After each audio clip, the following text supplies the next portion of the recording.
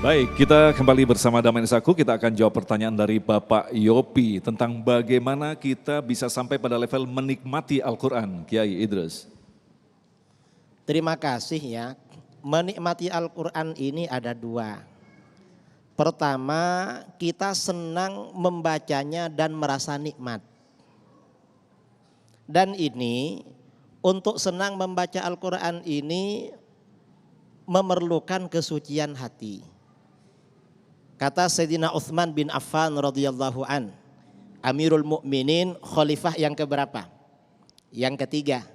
Lau tahurat qulubuna lama syabi'at min kalamillah azza wajal. Seandainya hati kita ini bersih dari dosa, hati kita ini suci dari penyakit sombong, dengki, hasud, suudzon dan segala macam. Coba hati kita ini suci, kita ini gak akan pernah merasa kenyang dari Al-Quran. Lapar terus baca Quran. Kita ini kadang-kadang dapat 2 lembar langsung ngantuk. Mengapa? Saudara kalau kenyang ngantuk apa gak ngantuk? Kenyang saudara, ngantuk. Padahal habis itu kalau dibawa nonton TV gak ngantuk. Betul? Kalau seperti itu berarti hati kita ini belum bersih, belum suci. Karenanya yang dapat menikmati baca Al-Quran terus menerus itu hanya orang yang suci. Suci hatinya. Karena kalau gak suci gak bisa. Ini yang pertama. Yang kedua, menikmati Al-Quran itu bukan hanya senang membacanya, tetapi juga senang sambil merenungkan makna-maknanya. Nah, kalau membaca Al-Quran ini disertai renungan terhadap makna-maknanya, ini lebih dalam lagi, maka harus belajar lebih lama lagi. Belajar apa? Belajar di pesantren ya, belajar ilmu nahwu, ilmu sharaf, kemudian i'lal, i'rab, balaghah, ma'ani, bayan, badi, dan semua peralatan untuk memahami bacaan Al-Quran. Orang yang mengerti gramatika Arab, ilmu-ilmu alat yang menyebabkan kita mengerti bahasa Arab, membaca Al-Quran ini berarti ya berdialog dengan Allah. Karenanya kata ulama salaf, Abdullah bin Mubarak bertanya kepada gurunya, "Guru, kenapa kita sholat?" Kata gurunya, "Kalau kamu sholat berarti kamu berbicara dengan Allah. Kalau kita sholat berarti kita berbicara dengan Allah. Kalau baca Quran bagaimana? Kalau baca Quran berarti Allah berdialog dengan kita. Allah berbicara pada kita, itu membaca Al-Quran. Nah, orang yang sehari-hari memang waktunya habis membaca Al-Quran sambil merenungkan, itu yang disampaikan di dalam hadis Ustadz Abi Maki tadi, ahlul Quran, ahlullahi wa khassatuh. Orang ahli Al-Quran adalah keluarga Allah dan orang-orang yang spesial dengan Allah. Maksudnya bagaimana?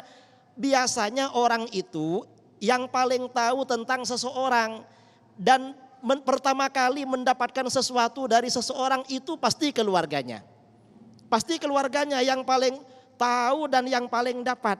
Nah, ahli Al-Quran ini berarti orang yang mendapatkan rahmat pertama kali dari Allah. Diberikan waridat ya, diberikan kusyuf ya, pengetahuan hal-hal yang tidak diketahui oleh orang lain. Ini yang dimaksud dengan keluarga Allah seperti itu. Ini bagi orang-orang yang memang membaca Al-Quran sambil direnungkan makna-maknanya. Wallahu a'lam. Nah, karena waktu kita sangat singkat, ada tambahan dari Abi. Kalau kita perhatikan dalam satu ayat bahwa Rasulullah mengatakan sebagian dari kalian menuntut ilmu, sebagian dari kalian berjuang. Artinya ada bagi-bagi tugas di sini. Padahal justru semua manusia diwajibkan untuk mampu mempelajari semuanya. Artinya ini kan ada sebagian orang yang mengalami masalah ketika harus kembali belajar bahasa Arab dengan tingkatan-tingkatan yang sangat berat tadi itu, Abi. Bagaimana bagi kita sebagai seorang pekerja di era seperti ini, Abi? Bismillahirrahmanirrahim.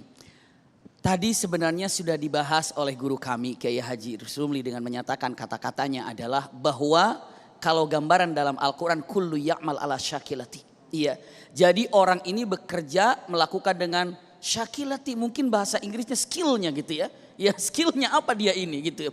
Tapi harus ikuti dengan aturan-aturan yang ada dalam Al-Quran. Punten, Apapun yang ada di dalam kenyataan ini, ada yang namanya ilmu, yang namanya fardu ain, dan ada fardu kifayah. Iya, untuk urusan sholat, apapun kita, siapapun kita, mau kita ini sebagai pejabat, mau kita TNI, mau dia di Polri, mau dia sebagai pedagang, mau sebagai apa, urusan sholat itu fardu ain, wajib semuanya bisa. Seperti itu, iya. Dia mau jadi insinyur, mau jadi apa, tapi untuk masalah yang namanya fardu ain harus bisa semuanya.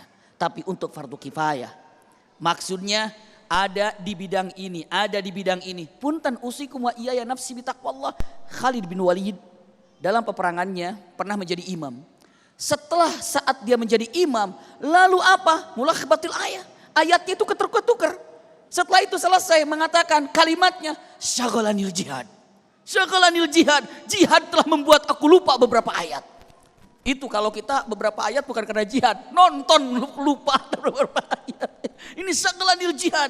Maka punten jadi matakan untuk Khalid bin Walid, lihat jihadnya di sini. Iya. Ini adalah kalimat yang ingin digambarkan, masing-masing ada kemampuan untuk melakukan sesuatu yang tidak dimiliki oleh orang lain. Tapi ingat, ikuti dengan ada yang ada dalam Al-Qur'annya. Maka cek ini kifayah, ini adalah ain. Maka yang fardu ain, siapapun kita raih, tidak ada tanpa mengatakan pilih-pilihan. Tapi kalau untuk fardu kifayah, silahkan kita sebagai apa, isi kekosongan dari apa yang ada di dalam syariat ini, khususnya tempat-tempat yang harus kita kuasai di bidang apa sesuai dengan skill kita masing-masing. Wallahu a'lam. Baik, terima kasih. Alhamdulillah Habib Maki, Kiai Haji Idrus Romli yang telah memberikan ilmu yang sangat luar biasa bagi kita. Insya Allah ini akan menjadi bahan untuk mengkoreksi kedekatan kita dengan Al-Quran. Ingatlah, kita hidup hanya sementara dan Allah memberikan petunjuk adalah orang-orang yang rugi yang ketika diberikan petunjuk dia tidak pernah menggunakannya. Na'udzubillahi min dzalik. Tetaplah bersama kami, Damai Indonesiaku. Demikian pemirsa yang dirahmati Allah, Damai Nusaku untuk hari ini, dan insya Allah besok di Ahad 20 November kami akan menghadirkan Ustadz Hilmi Firdausi dan Ustadz Asep Anom. Agung Izul Haq dan kerabat kerja yang bertugas serta pendukung acara ini, Sarung Warimor tentu sarung kita, mengucapkan terima kasih atas perhatian Anda. Sampai jumpa besok. Assalamualaikum warahmatullahi wabarakatuh. Bismillahirrahmanirrahim. Alhamdulillahirabbil alamin. حمدا يوافي نعمه كمزيده اللهم صل على سيدنا محمد الحبيب المحبوب شافي العلل ومفرج الكروب وعلى آله وصحبه وبارك وسلم اللهم آتنا في الدنيا حسنة وفي الآخرة حسنة وقنا عذاب النار ربنا هب لنا من أزواجنا وذرياتنا قرة أعين واجعلنا للمتقين إماما ربنا اغفر لنا ذنوبنا ولوالدينا ومشايخنا ومعلمينا وأصحابنا وذوي الحقوق علينا وللمسلمين والمسلمات والمؤمنين والمؤمنات الأحياء منهم والأموات وصلى الله على خير خلقه سيدنا محمد النبي الأمي وعلى آله وصحبه وبارك وسلم تسليما كثيرا والحمد لله رب العالمين.